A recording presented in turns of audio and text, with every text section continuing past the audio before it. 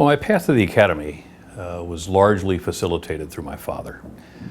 My dad was a Navy officer. He came up through the ranks. He'd been a Mustang, as we used to use the term. He'd been enlisted, had ascended through the ranks, had been selected for chief, and then was commissioned. The great experiences of his life, he lived to be quite an old gentleman, were all defined by his Navy experience, and in particular, and this was important, his experience with Naval Academy graduates. And he said to me as I was growing up that the wardrooms of the destroyers in which he served before World War II had largely been wardrooms populated by Naval Academy graduates.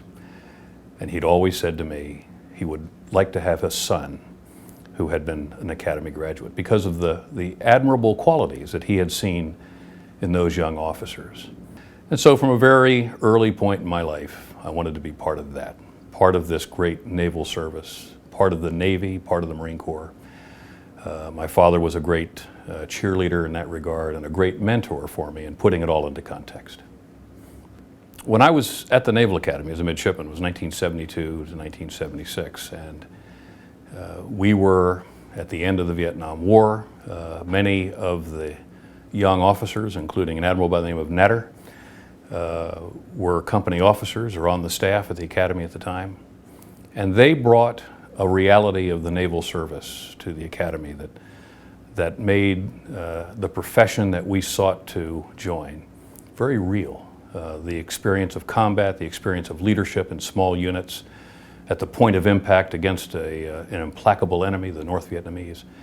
It was very real to us. So many of the experiences that defined me as a midshipman and ultimately helped me to decide what I'd like to do over the long haul was in fact shaped and defined by the memories that I had from those company officers.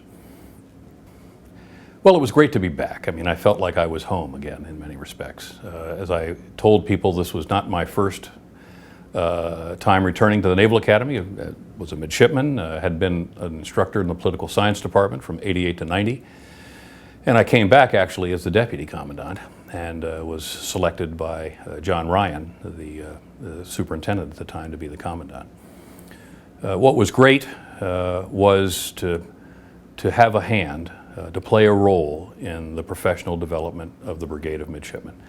Those young women and men were magnificent. They remain some of the great treasures of our country. And to have had an active hand in that process just meant the world to me, and it was a great privilege and a great honor, frankly.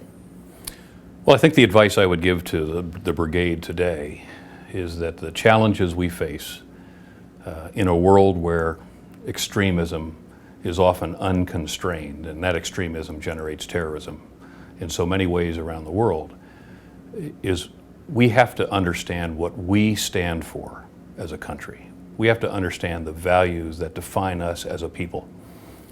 And often, and it's been frustrating to me over the years, often we get into these relativistic conversations about trying to understand why someone is an extremist or try to understand what radicalizes someone. And in some way or another, that seems to justify the actions that they take, which play out in these horrific incidents of terror and terrorism. And so in order for us to be proof against this, in order for us to be able to resist this move towards global extremism and global terrorism, we have to be absolutely certain of our own values, absolutely certain about the principles that we stand for as a people and this nation stands for. You know, we're the glowing example of what a nation can become when its people are united and when its people are driven by values. And all around the world, the peace that people enjoy today is a direct result or an indirect result of the influence of the United States of America. And that peace has been achieved and often maintained by our military forces, forward deployed. And our naval forces have borne the brunt of that in many respects. And so for the brigade today, your mission is no different and no less important than it's ever been before. And that is to stand on the ramparts of the outer edges of American influence and defend our way of life against people who have become radicalized and extremized in ways that would deny us our very life, quality of life, and to deny us all of the privileges that we have as Americans. So their obligation is to understand what we stand for, to understand our principles, embrace those principles, live the life of an officer of the Naval Service in ways that all of Americans can be proud of them, and lead our troops from the front, because the challenges they will face will not end with the end of our conflict in Afghanistan in another 18 months. The Academy was the only place I really would consider having my retirement. It was really important to me to come back. I was at the end of 38 years, nearly, of commission time, but I'd been in uniform for 42 years, almost to the day. My father had enlisted me in the Navy right after I turned 17 with the idea of going to the Naval Academy Prep School, and then 4 years as a midshipman, and then on top of that 38 years as a commissioned officer. Virtually all that I had become as a Marine had begun here. And so many of the touchstones of my values and principles and leadership had begun here. And so while there were plenty of places I might have retired, coming back home, coming to the Naval Academy, which is where I was reared in the bosom, if you will, of the Naval Service, it really meant something to me. Both my mother and father were gone, but they would have been here too. And my father would have been very proud to be present at the end where he was present at the beginning. He swore me in on the day of graduation, putting his uniform back on after so many years, and to have been there on my retirement when he was there at my graduation and my commissioning would have been a wonderful day, and I think they were there with me anyway. You know, you graduate from this institution and you're ready to do your duty.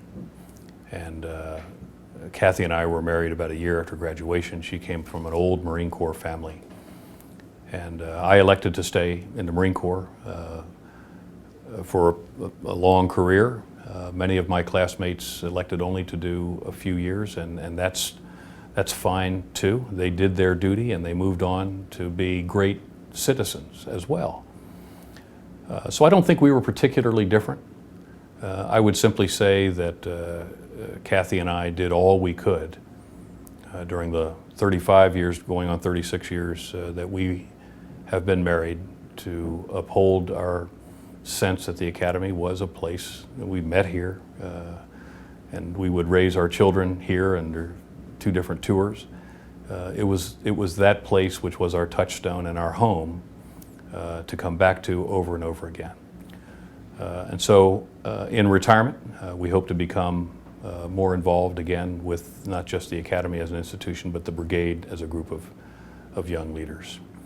And so to my classmates and to the alumni with whom we served over the years, I want to thank them for their service, however many years that was. I want to thank their families for the sacrifices that they made.